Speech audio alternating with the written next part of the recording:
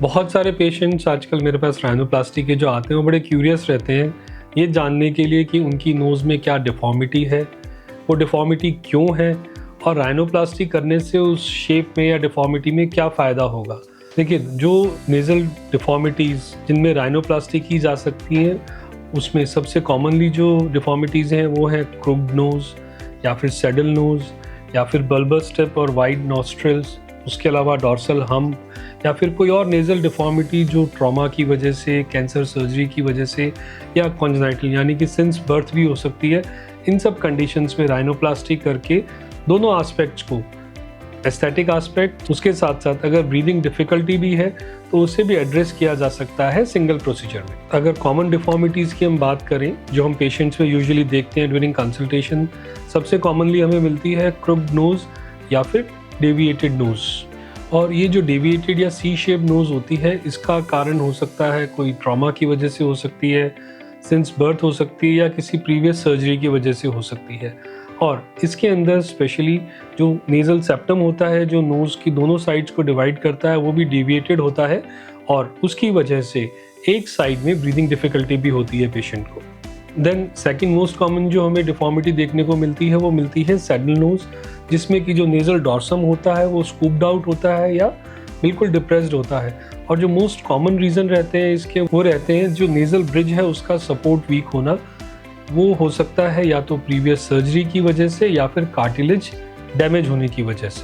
तीसरा सबसे कॉमन डिफ़ॉर्मिटी जो पेशेंट्स हमारे पास लेके आते हैं वो आती है डॉर्सल हम्प।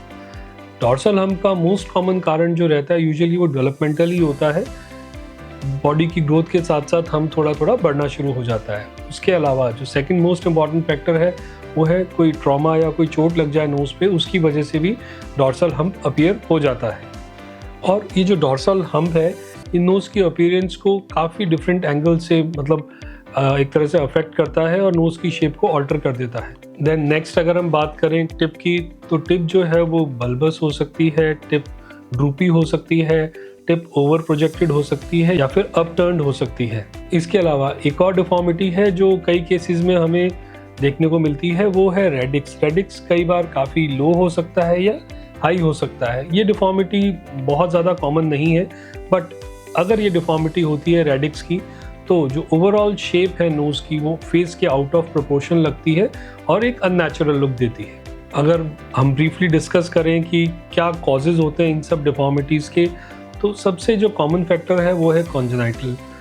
कॉन्जेनाइटल मतलब बर्थ के साथ साथ और प्लस जैसे जैसे एज प्रोग्रेस करती है फेशियल स्ट्रक्चर्स, फेशियल बोनी स्ट्रक्चर्स फाइनलाइज होते हैं, ग्रो करते हैं, उस ड्यूरेशन में जो नोज़ की डिफ़ॉर्मिटीज़ हैं वो अपीयर होना शुरू हो जाती हैं। Then second most common factor है जो रिस्पॉन्सिबल रहता है नोज़ की शेप ऑल्टर होने के लिए वो है ट्रॉमा। फेशियल ट्रॉमा जो फ्रंटल ब्लो की वजह से हो सकता है, एक्सीडेंट्स की वजह से हो सकता है या फिर स्पोर्ट्स इंजरीज़ की वजह से हो सकता है, जिसकी वजह से नोज़ डेविएट हो जाती है, एक साइड क्रूकेड नोज़ बन जाती है और साथ में ब्रीदिंग डिफ़िकल्टीज़ भी रहती हैं पेशेंट। देन कुछ लेस कॉमन फैक्टर्स में एक हेड नेक रीजन का कैंसर भी आता है, जिसमें कि अगर पेशेंट का नोज़ की सर्जरी हुई है फॉर कैंसर या फिर रेडियोथेरेपी हेड नेक रीजन में गई है, वो भी नोज़ की शेप को थोड़ा ऑल्टर करते हैं, which can also be corrected by rhinoplasty by a skilled and experienced plastic surgeon.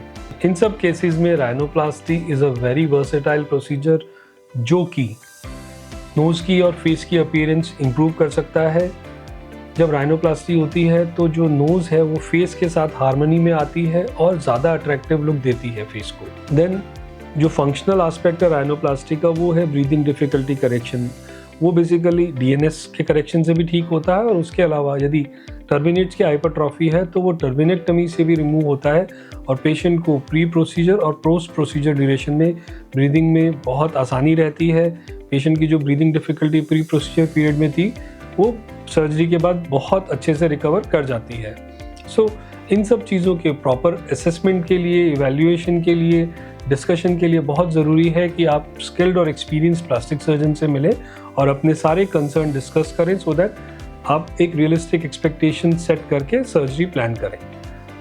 इस तरह की और जानकारी के लिए आप हमारा चैनल सब्सक्राइब करें और हमें फॉलो करते रहिए।